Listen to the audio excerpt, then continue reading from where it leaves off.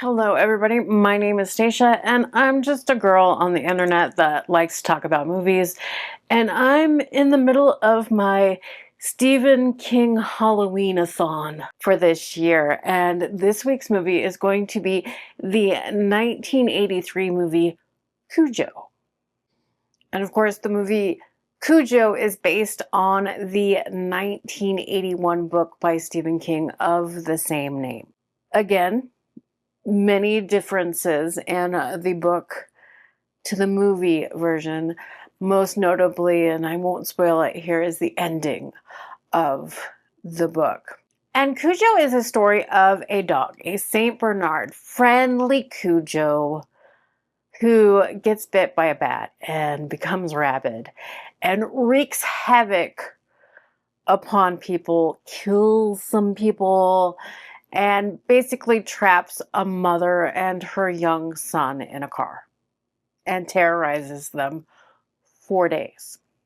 The movie Cujo stars Dee Wallace, who was quite the horror queen during her day, but is probably best known as the mother from E.T. Her character's name is Donna Trenton, and then Tad Trenton, their son, their young, 6-7-year-old son, is played by Danny Pintauro, who's best known as Jonathan on the 80s television show Who's the Boss. Daniel Hugh Kelly, who plays the dad, Vic Trenton, is probably best known for playing Mark Skid McCormick in the 80s television show Hardcastle and McCormick. This also stars Christopher Stone as Steve Kemp, whose character is having an affair with Dee Wallace's character. And yes, Chris Stone and Dee Wallace, or Dee Wallace Stone, were married. And this movie is told in a similar style of Stephen King.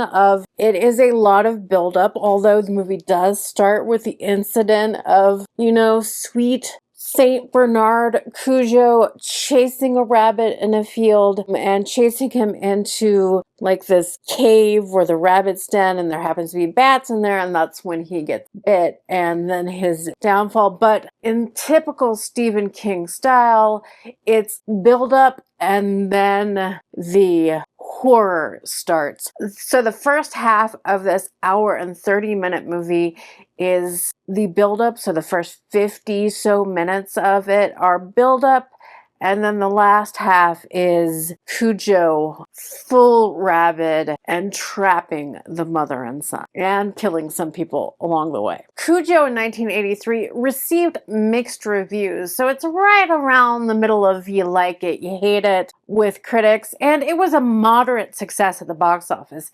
It was a $5 million budget. It made over $21 million at the box office, so it did make its money back. It was a moderate success. I believe it was the fourth highest grossing horror movie of 1983. And if you're an animal lover like me, thinking watching this, how did they get the dogs to do that? Was it ethical? Was it on the up and up? Apparently so.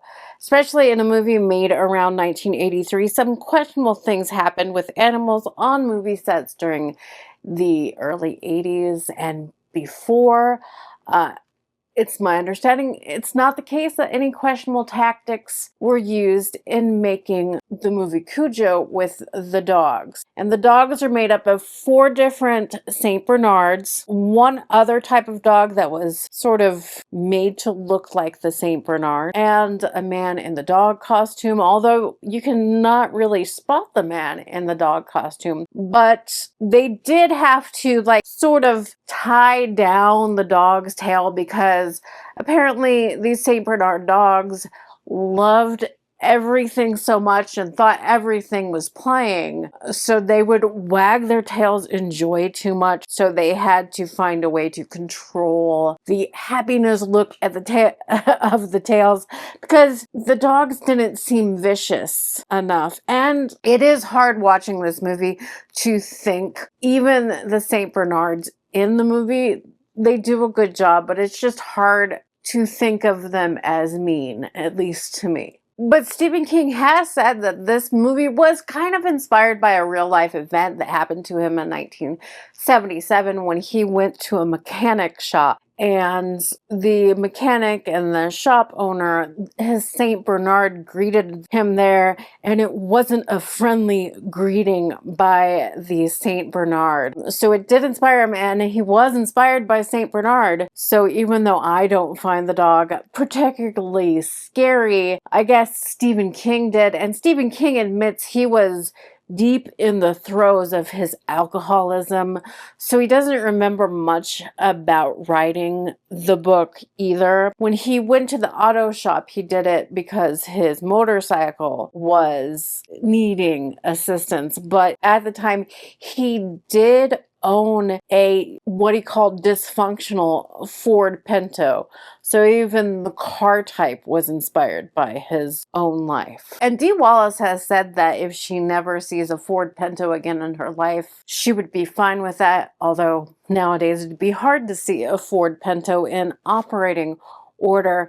Apparently, this movie also gave her some PTSD, some problems with her adrenaline levels also, because she had to be so amped up for a long time of filming trapped in a Pinto with a dog constantly attacking, that she has said that she still takes pills for adrenal support because she kind of made her adrenal glands fritz out by making this movie, because when you act, your body, and you get in that, aggressively, like, agitated, ramped up state, your body doesn't know that you're acting, so it reacts as if this is happening to you.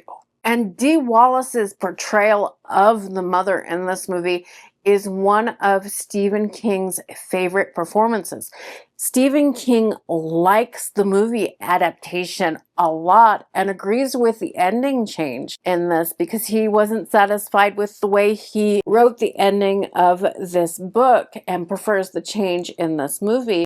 He even prefers Dee Wallace's performance over Kathy Bates' performance of hers in Misery. And for me, the biggest highlights of this movie is the acting by Dee Wallace and of Danny Pintauro. They hold this movie together. They have a full, almost half of this movie where it's just the two of them and the dog in a car, and that's what holds your attention in this movie. And Cujo is directed by Teague. Not your type of famous director that came out of that era. He's more of a working journeyman type of director of that era. He directed, of course, Cujo. He directed the movie Alligator, which kind of made him be up for the director of the movie Cujo. And after that, he goes on to direct Cat's Eye, which is another Stephen King-based movie, and the movie sequel to Romancing the Stone, The Jewel of the Nile. But at first, they wanted John Carpenter to direct Cujo. And famously, John Carpenter didn't want to direct Cujo. He wanted to direct another Stephen King book into movie form, and it happens to come out the same year as Cujo, the movie Christine. And on a side note, the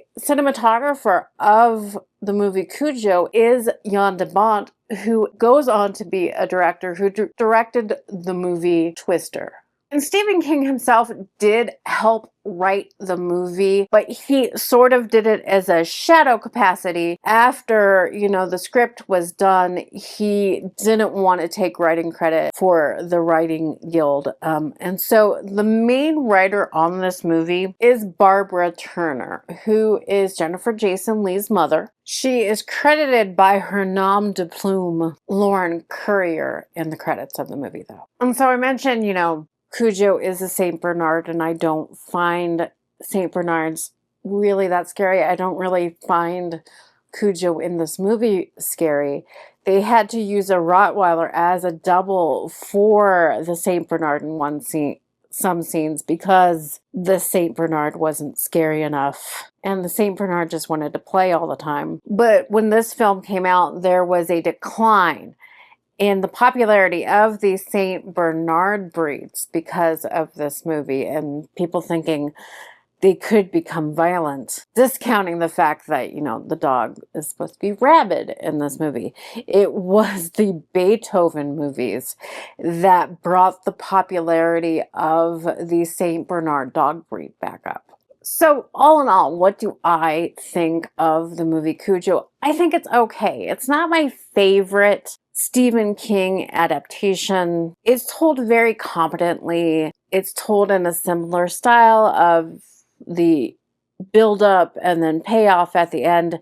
I was never really scared of it. I don't find Cujo that scary. The best part of this movie is the performances by the two main actors. Watching it again as I'm older, because I watched this when I was a kid, it never made me scared of dogs, but I can see the perspective of when you're older, it being more horrifying if you put yourself in the place of being that mother, trying to fight for her life and the life of her son. Like I said, the performances are very good in this movie, but all in all, the movie just doesn't come together for me. But is it an okay watch? Yes, it's very competent. It's very okay.